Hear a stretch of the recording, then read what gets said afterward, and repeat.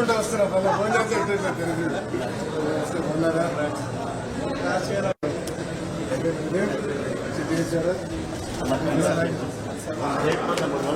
Number 2 మళ్ళా 95 పెట్టాడు తిప్పుకుంటూ వచ్చా మళ్ళీ పెండింగ్ పెట్టి రీకౌంటింగ్ ఇవ్వట్లేదు ఏమన్నారా గంట అయిపోయింది 90,000 థర్డ్ ప్లేస్ 90,000 అంటారా గంట కంటే లేడా మనం 90,000 రివ్యూ పెడతారు బాబు అప్పుడే రివ్యూ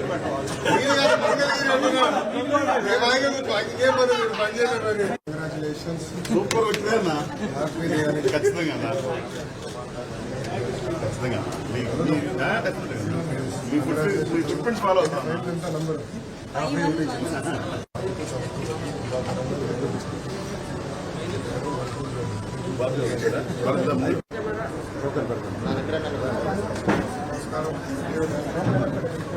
నుంచి లేచున్నారా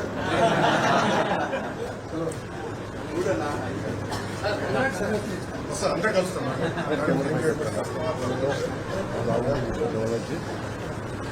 సారీ మేడం లేట్ అయింది నమస్కారం అండి నమస్కారం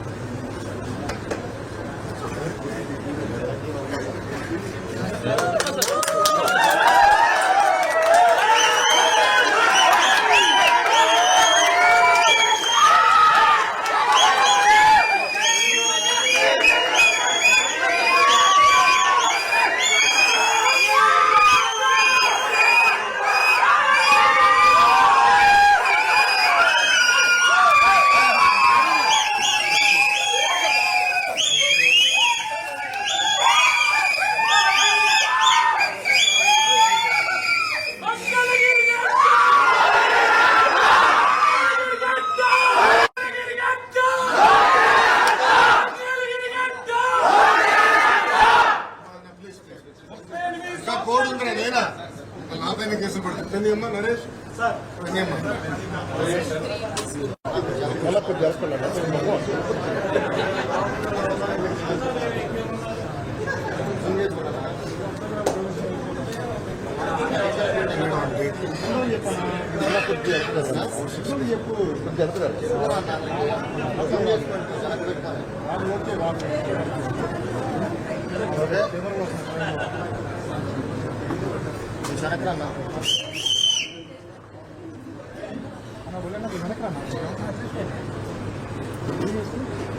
చూన్ చేసుకున్నా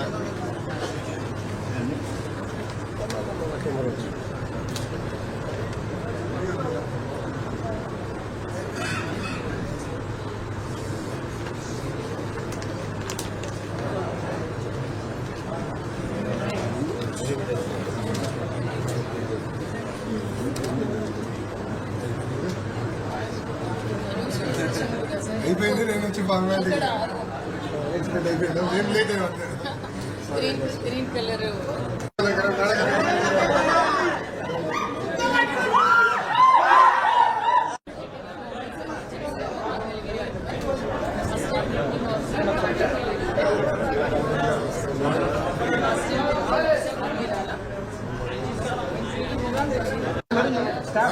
రండి అమ్మా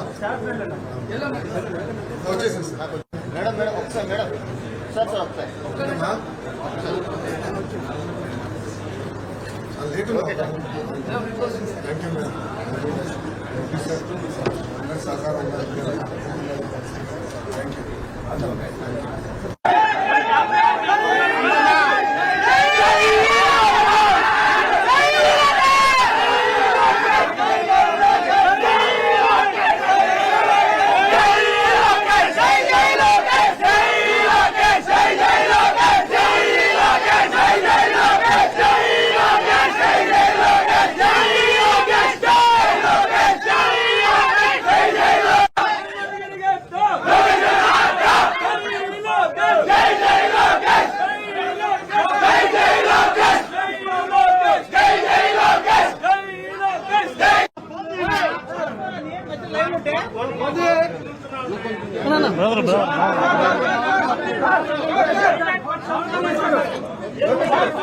అన్నా ఇప్పుడు ఎవరు చూపి అందరితో మాట్లాడుతాం. మీడియా మిత్రులందరికీ నా నమస్కారం. ఈరోజు ఆంధ్ర రాష్ట్ర ప్రజలు తెలుగుదేశం, జనసేన, భారతీయ జనతా పార్టీ పైన పవిత్రమైన బాధ్యత పెట్టారు. అది దారి తప్పిన రాష్ట్రాన్ని సరైన దారిలో పెట్టేదానికి, ఉద్యోగాలు లేని రాష్ట్రంలో ఉద్యోగాలు కల్పించేదానికి, సంక్షేమ అభివృద్ధి రెండు జోడెద్దుల బండిలాగా తీసుకెళ్లేదానికి ఒక పవిత్రమైన బాధ్యత మాకు ఇచ్చారు. ఆ బాధ్యతను నెరవేర్చడానికి ఆర్నిసలు మేము అందరం కష్టపడతాం, కలిసిగట్టుగా పనిచేస్తాం. ఆంధ్ర రాష్ట్రానికి పూర్వ వైభవం తీసుకొచ్చే బాధ్యత ఈ మూడు పార్టీలు కలిసిగట్టుగా చేస్తాయని ఆంధ్ర రాష్ట్ర ప్రజలందరికీ నేను ఈరోజు తెలియజేస్తున్నాను. ప్రత్యేకంగా మంగళగిరి నియోజకవర్గానికి వచ్చేగల 1985 తర్వాత మంగళగిరి నియోజకవర్గం పైన పసుపు జెండా ఎగరలేదు. తెలుగుదేశం, జనసేన, భారతీయ జనతా పార్టీ నాయకులందరూ కృషితో ఈరోజు 91,000 పైచిలుక మెజార్టీతో నేను గెలుస్తాం జరిగింది.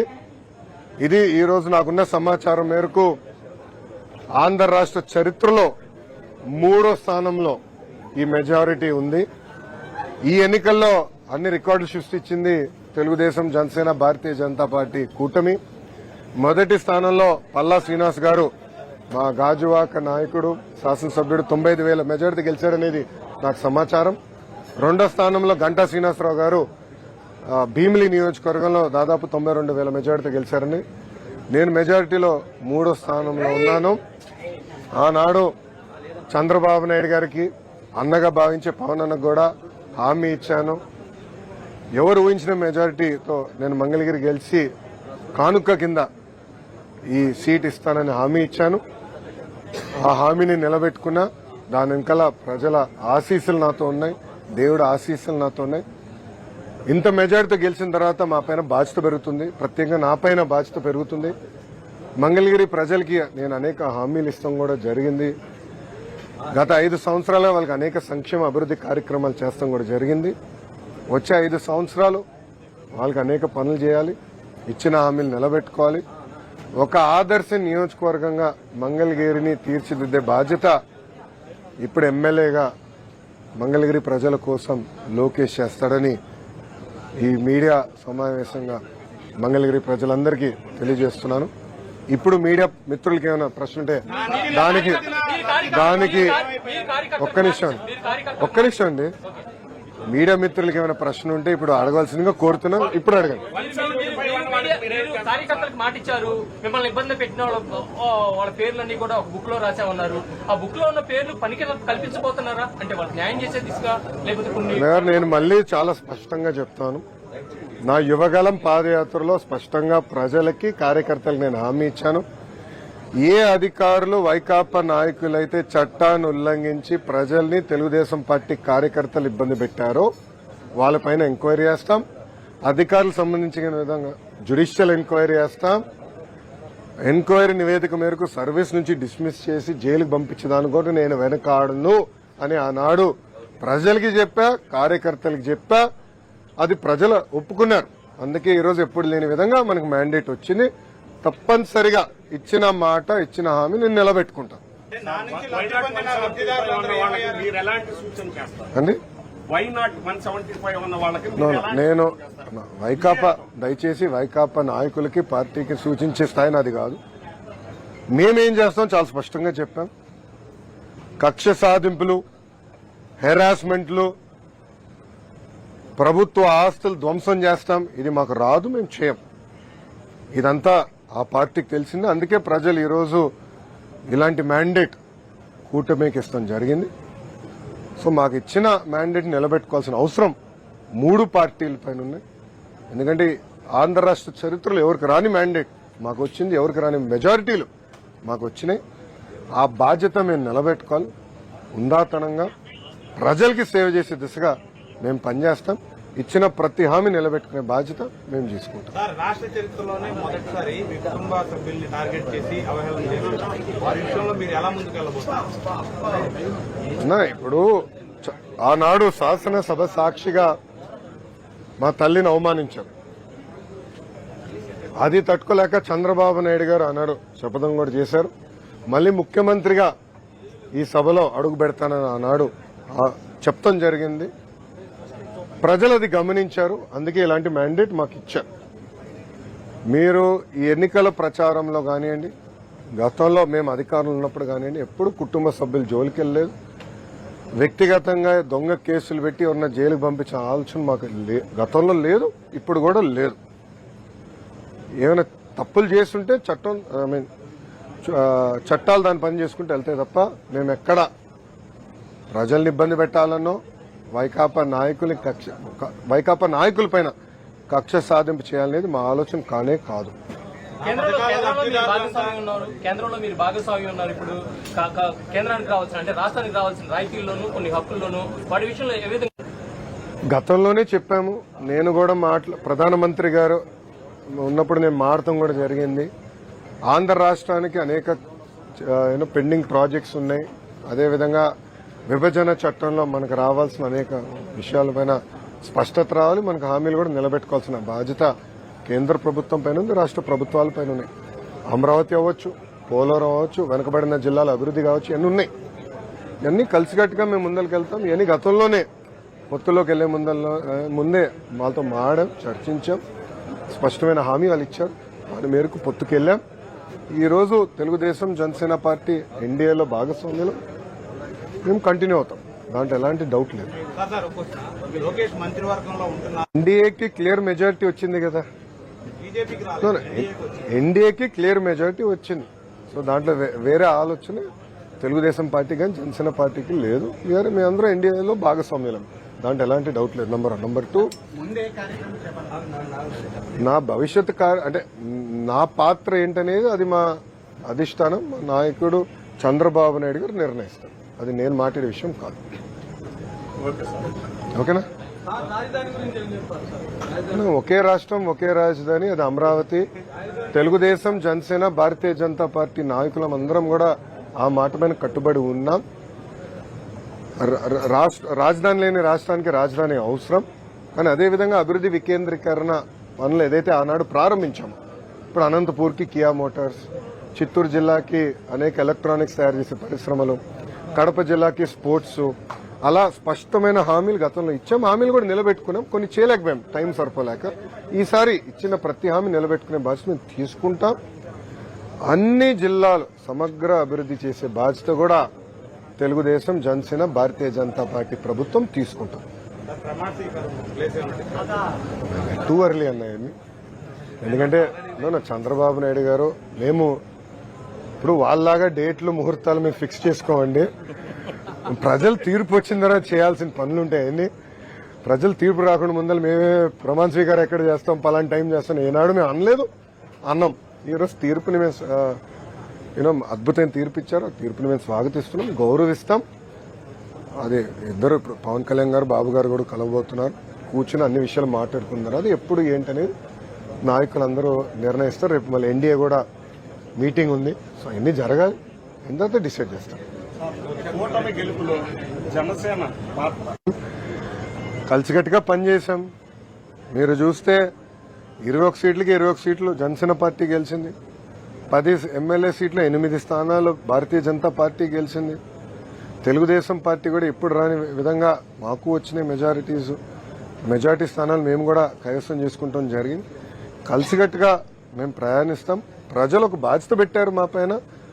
3 పార్టీలు కలిసికట్టుగా పనిచేయాలి.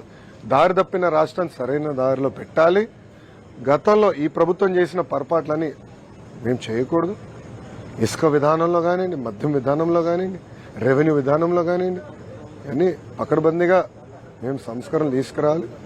ప్రజలు ఏ ఆశయాలతో అయితే మమ్మల్ని గెలిపించారో అది నిలబెట్టుకోవాల్సిన బాధ్యత మా పైన.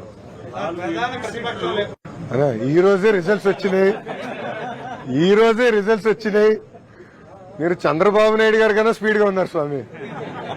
మొత్తం రిజల్ట్స్ రానివ్వండి. ఇప్పుడు మంగళగిరి ఫర్ ఎగ్జాంపుల్ ఎన్ని బూత్లో నెగిటివ్ వచ్చింది, పాజిటివ్ వచ్చింది మేము డిస్కస్ చేస్తున్నాం. కనీసం ఒక 6 రోజులు మాకు సమయం ఇవ్వండి, కొంచెం సమీక్ష చేసుకుంటాం. దాని తర్వాత స్పందిస్తాం. ప్రధాన ప్రతిపక్షం లేకుండా అసెంబ్లీకి వెళ్ళబోతున్నారు, ప్రభుత్వాన్ని ఫామ్ చేయబోతున్నారు, ఎలా ఉంటుంది? ఇప్పుడు ప్రతిపక్ష నాయకుడు ఉన్నాడా లేదా, హోదా ఉందా లేదా అనేది డిఫరెంట్ స్టోరీ. ప్రజలు ఒక పవిత్రమైన బాధ్యత మాకు ఇచ్చారు, దారి తప్పిన రాష్ట్రం సరైన దారిలో పెట్టారు.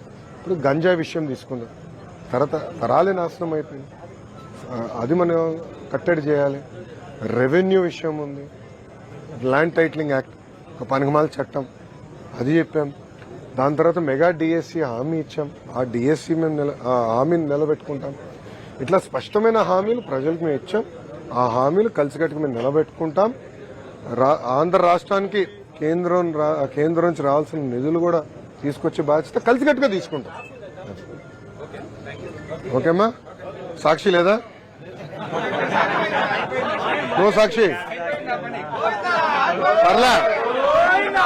పర్లే ఎన్టీవీ మిత్రులు, టీవీ9 మిత్రులు కూడా వచ్చారులేండి, పర్లే మరో సాక్షి ఉన్నారులేండి.